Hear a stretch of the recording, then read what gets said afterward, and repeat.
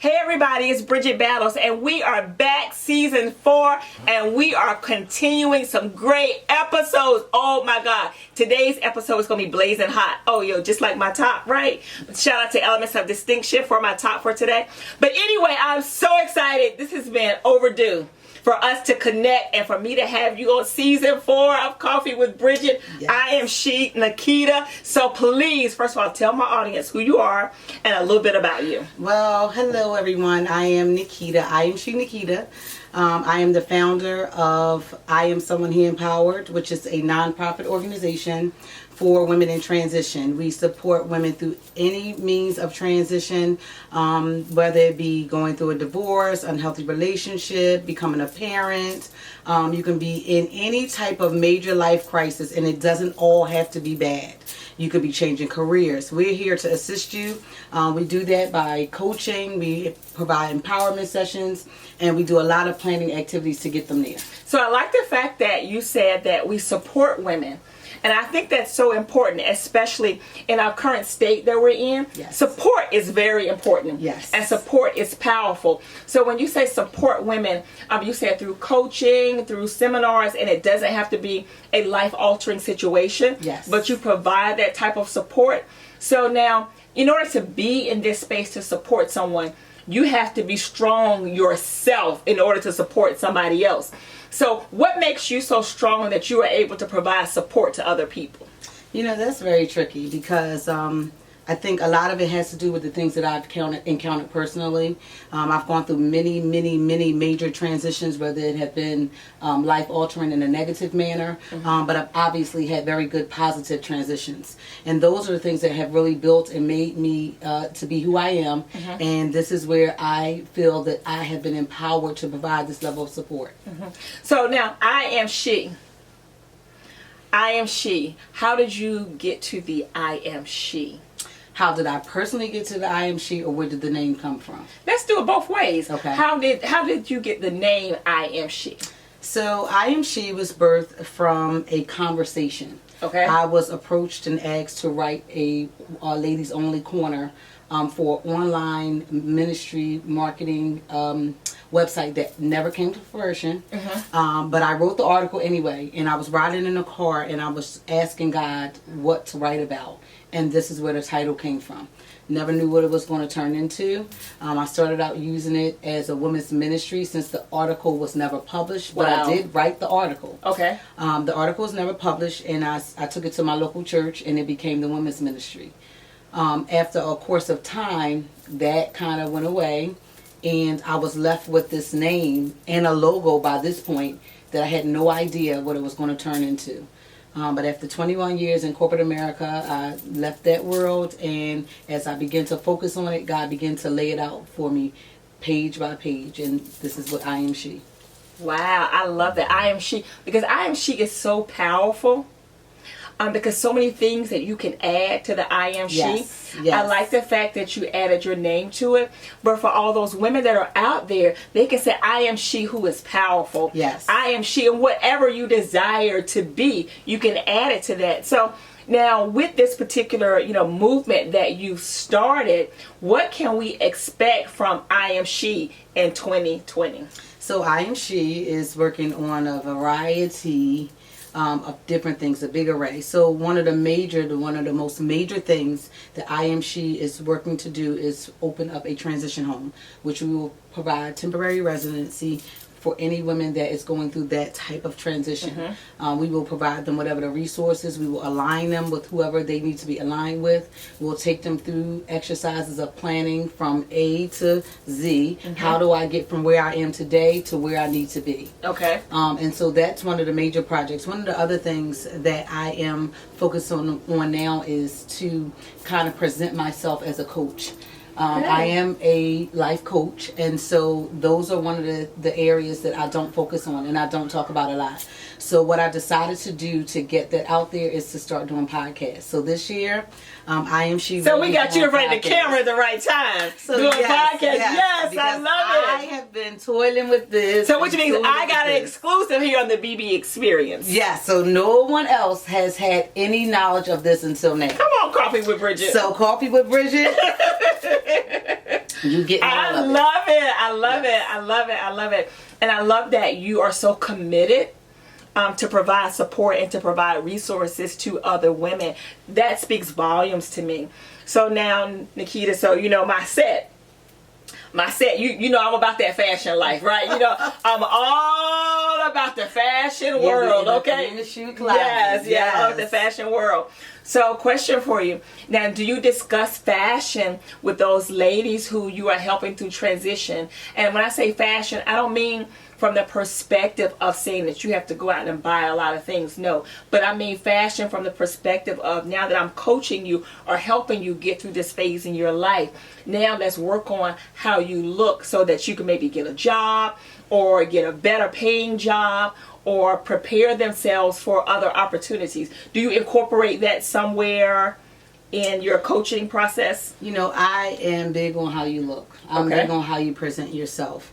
And although I don't directly deal with the image of fashion, I'm not a fashion guru like you over here, but I do. One of the things that I try to pride myself in is to make sure that I'm presenting myself in a certain manner to the ladies at all times. And depending on what their need of transition is, really determines how that conversation happens. Okay. So it could be, like you said, someone that's looking to change careers, or even someone that's going to work into the work world for the first time. Yes, there needs to be some kind of conversation had with them to introduce them to what that looks like. How should you look when you go on an interview? What colors don't you wear to an interview? You know, there are certain things. And so what I can't do everything. I mean, I am empowered and all, but my goal is to have people that work along with me to help, you know, get them through this transition, that will then deal with them in those specific areas. So now, is there one particular success story that you've had that, you know, that comes to mind, or is there one particular lady who you've watched her flourish, and when you see her, you're so proud that you answered the commission and the call to really go in this direction? Or is there something that you can share, of course anonymous, but something that you can share that has just brought you so much joy by moving in this vein?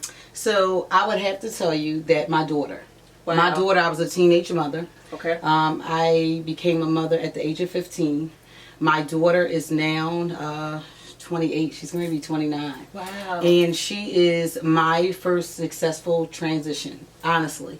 And every time I think about what I do and why I assist and support women the way I do, it goes back to that. Because, again, one of the things that I know is one of the major components is support. And being a teenage mother, I obviously needed support. I had no idea what I was doing. But when I look at my daughter, she's going to be a wife in about 3 months. Wow. And not just that, but she is really one of my greatest accomplishments. She has her MBA. She's an accountant. All right, she now. owns a duplex. Y'all, she said she had her daughter at 15 years old. Now her daughter has an MBA. Yes. And she's an accountant. Yes. So she can count her and her mother's money. Oh, she's counting mine all the time. And she owns her own duplex. And so when I look at her, and the fact that, of course, with the help of God, that I was able to help her transition into the person that she has become, it brings me nothing but joy.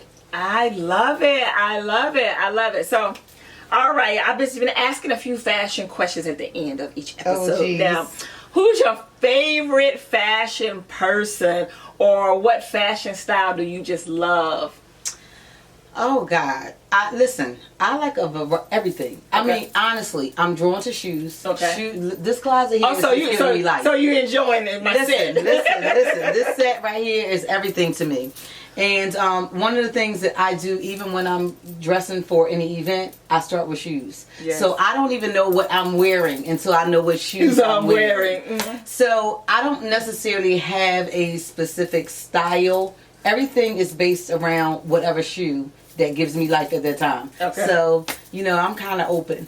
But I am pleased to have people like you that I can watch. You. And there's some other young ladies, you know, in our circle that have really, I mean, y'all just making it just, I mean, I need help from y'all. We got you. I really need help from you all. So. We got you. All right, so what's your favorite sneaker? I don't have a favorite sneaker. You don't have a favorite sneaker? No. Really? Listen, I promise you Okay. that I am a heel girl. Okay. So I don't have a favorite sneaker. Okay. I have very few pairs of sneakers. Okay. I just started getting into sneakers. And So what kind of sneakers do you have? Okay, so I have a pair of Converse. You know, I need Converse. I don't have them yet. I gotta get Converse. Yes, I have a pair of Converse, and they are glittery. So this is just so Good there's unto my own heart. We sparkle and shine. yeah. So wherever we go, yes. Sparkle. I have a pair of Huaraches, but Okay. they have metallic gold on them. So this I'm is here for how it. I'm here for it. drawn to sneakers like that. Mhm. I don't. Sneakers is even when my daughter was small, I would never buy her sneakers. Well. So I started buying her the Steve Madden girls, you know, with the little kitten heel. Mhm. And so now she's a professional heel walker that doesn't buy sneakers either. Yes. So I don't have a favorite sneaker. Nikita, is so amazing having you here Thank you today. so much. I'm glad So to be now here. for my community who I call CEOs. Yes. I call them CEOs because you have the power to write your own story. You have the power to write your own narrative. What kind of advice would you give to someone, especially a woman who is in transition right now? So one of the things that I would say to them is to be truthful to yourself. You cannot move from where you are unless you know where you are. So being honest with yourself, doing a self-reflection and Wait a minute. inventory. Wait a minute, stop right there. Because they're just kind of like, wait a minute. You can't move from where you are until what? Say that again. So you know where you are. You can't move from where you are till you know where you are. I love that. That was good. I'm gonna tweet that today. Okay. Go ahead and tweet. But you have to be honest with yourself. And one of the things that we have a problem with, and I think a lot of us, is we don't like to deal with ourselves. And so if we can deal with where we are in the current state, we can really get to where we need to be. And so honesty is one of the big things that I always tell people, because that's the biggest struggle. You know, I was just reading a book that I'm reading now, 40 strategies for being unstuck. Wow. And it talks about how we don't tell ourselves the truth and we run from the truth. The truth requires you to do something. It requires an action. And most times it requires to look internal. And that's where we struggle the most. So that will be my advice to them. I love it. So now how can my CEOs find you? What's your social media handles? So they can find me. I am She Nikita. I made it so easy for everybody to find me. So I am She Inc. _ Nikita for Facebook and also for Instagram. I'm also on Twitter. I am She Nikita, and I'm working on building up to LinkedIn. Come on over to LinkedIn and listen. I do have a LinkedIn, but I love it still LinkedIn. has my my former life represented. So I am working on now transitioning over to the new me. I love LinkedIn. Ladies and gentlemen, I hope you have enjoyed today's episode. Listen, we're talking about transition. You have to know where you are to be able to move from where you are. Yeah. That was so good. Nikita, I'm so glad that you stopped by. I'm glad I'm to be here. so glad to have had this time for us to share together. So, ladies and gentlemen, you got to stay connected with us. When I tell you season 4, listen, we leaving no stone unturned. All right, until next episode, I'll talk to you soon.